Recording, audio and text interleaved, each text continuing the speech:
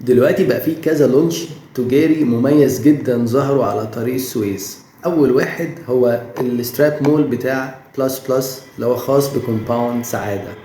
خلينا كده نتكلم على شركة هورايزون ايجيبت. هورايزون ايجيبت موجودة في مصر من سنة 2021، يعني مش من بعيد، ولكن هي اسرع جروينج كومباني تقريبا موجودة في مصر حاليا. دلوقتي هي خلاص يعني في اقل من 6 سنين بقت واحدة من البيج نيمز.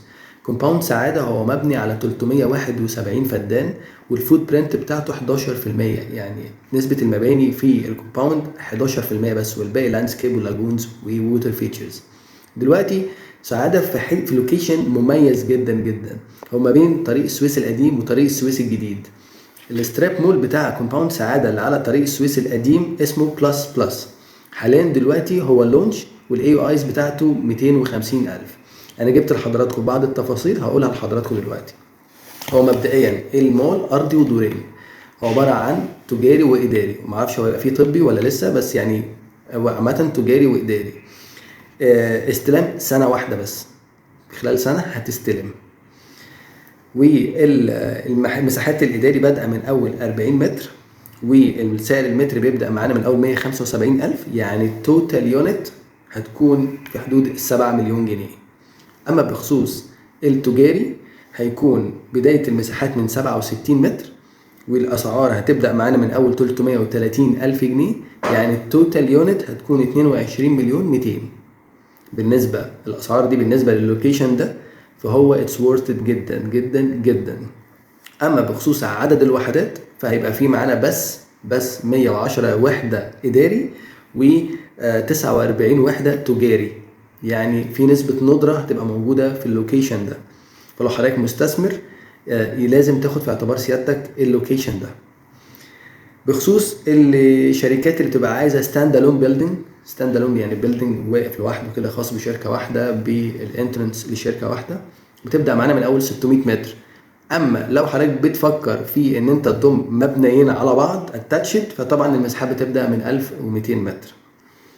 التسليم بتاعنا كورنشال، يعني طوب احمر، بس كل الوصلات واصله والدنيا تمام، بس هي طوب احمر عشان الزاويات الخاصه بالشركات الكبيره، يعني ما بتبقاش متشطبه، بتبقى كوست على الفاضي يعني، ولا ان هي فليكسي، هي كورنشال.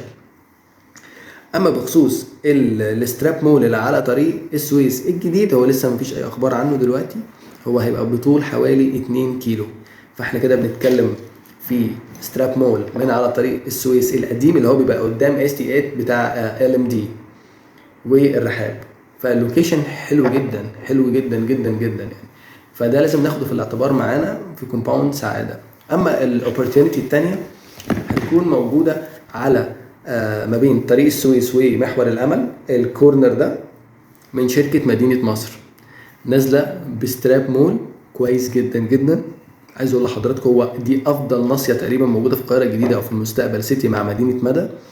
احنا بنتكلم في تجاري اداري طبي موجود على محور الامل.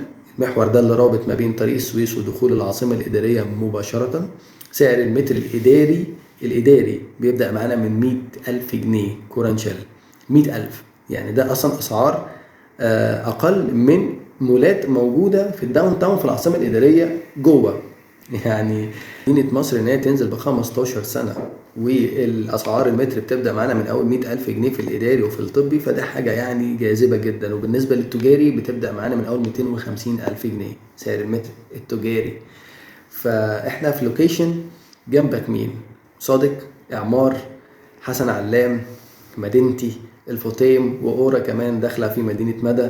فاحنا يعني لوكيشن كل البيج نيمز اتفقوا عليه، فحضرتك في المكان الصح خلاص، يعني كده كده مش هنختار. يعني تخيل كده ان المول بتاعك جنب مين؟ كايرو فيستيفال، اي دي ان سي لصادق، اي ام بي ام لحسن علام، ميفيدا بوليفارد لاعمار، بالميت لبالم هيلز. فاحنا يعني تخيل انت المكان ده فيه كل دول، فده هيبقى اكبر مجمع بيزنس وانترتينمنت وخدمات هيبقى موجود في مدينة مدى كلها يعني. خصوصا ان مدينة مدى دلوقتي كمان شركة سمو السعودية بتحاول ان هي تستحوذ عليها ب3.5 مليار دولار. فاحنا مش مجرد دلوقتي بنبيع اراضي في مدينة مدى او في المستقبل سيتي، بالعكس ده احنا كمان في دول بصناديق سيادية عايزه ان هي تستحوذ على الشركات بتاعتنا علشان هي نجحت جدا جدا وحققت ROI مش طبيعي، مش طبيعي في الاراضي، وفي نفس الوقت في جذب الاستثمارات الاجنبيه. قوه شرائيه، مصر قوه شرائيه جباره، ومدينه مدى هي متخصصه للبيج نيمز بس، فده حاجه كويسه جدا. حبيت اجيب لكم فرصه من مدينه مصر في مدينه مدى، ودي حاجه هتبقى بدايه سعر المتر الاداري والتجاري والطبي، يعني ما عندكش منافس، فاللي بعديك كده كده هيبقى سعره اعلى، فانت هتحقق كل مشروع هيفتح جنبك هتحقق برايس ابريشيشن على حسه.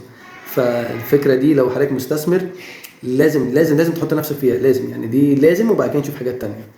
لو حضرتك هتشغل بنفسك فكده كده احنا قسطنا على 15 سنه، يعني الفرق ما بين الايجار والقسط مش كبير، ده على 15 سنه. ولو حضرتك حتى عايز تعمل ريسيل بعد ما تستلم وحدتك، فانت اوريدي مسهلها على اللي بعدك، لان انت مقسط على 15 سنه والمده استلام 4 سنين، فانت لسه معاك 11 سنه تقسيط، فانت مسهلها برضو على اللي بعدك. فالفرصه دي ابدا بيها، وبعد كده نشوف ايه اللي موجود في السوق تاني يعني. فحبيت بس اجيب لكم الاوبورتيونيتيز دي. شكرا لكم جدا.